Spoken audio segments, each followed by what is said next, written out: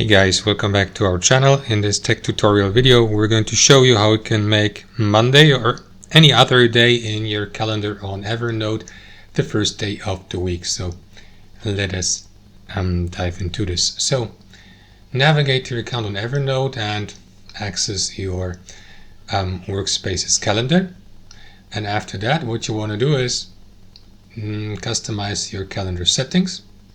As you can see, for me, the week starts on Monday and ends on Sunday, but you can change that by clicking into that button here with these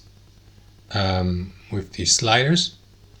And after that, select Start the Week On and select the day of the week you like.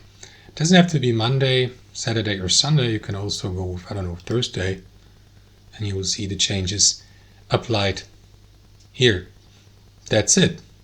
You may navigate to today by clicking into this button, but the weekly overview will always start with the set first day of the week we have chosen here.